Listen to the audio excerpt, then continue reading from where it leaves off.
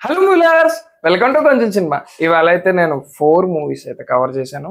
మనకి ఈ వీకెండ్ మీరు మంచి మూవీస్ అయితే చూడబోతున్నారు అనమాట. నేనైతే 4 చెప్తా.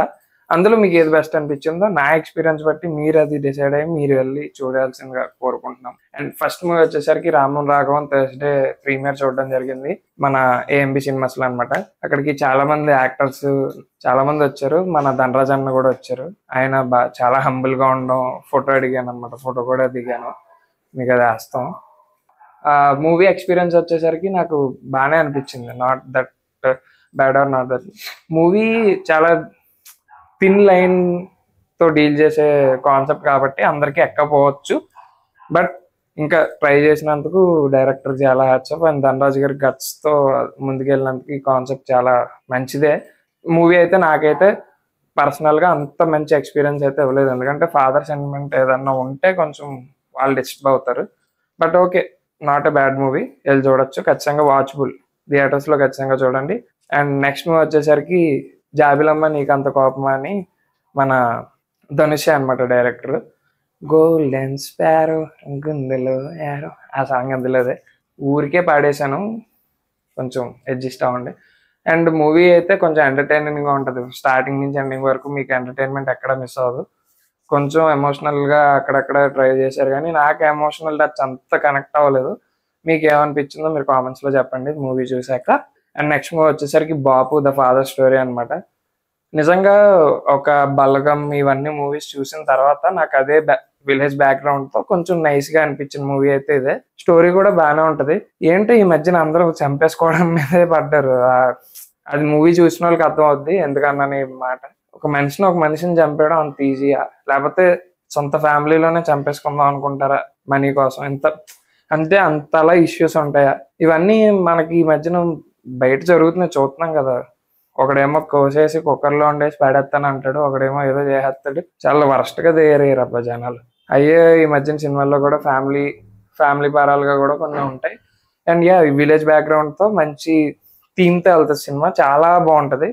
సాంగ్స్ పరంగా బాగుంది, అండ్ సినిమాటోగ్రఫీ పరంగా బాగుంది. విలేజ్ బ్యాక్గ్రౌండ్ తో నీట్ అండ్ క్లీన్ మూవీ అనమాట. అందరూ వెళ్ళి చూసండి, ఖచ్చితంగా వాచ్ చేయాల్సిన మూవీ థియేటర్స్ లో. అండ్ నెక్స్ట్ మూవీ నాకు ఈ 4 మూవీల్లో the favourite and the best అనిపించింది అయితే ద డ్రాగన్ అనమాట.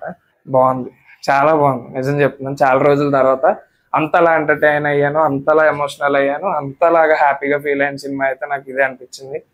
నిజంగా అంటే ఫాదర్ ప్రేమ కానీ, అంటే ఈ మొత్తం నేను చూసిన 4 సినిమాలు 3 సినిమాలు మేజర్ గా ఫాదర్ లవ్ మీద నడుస్తుంది.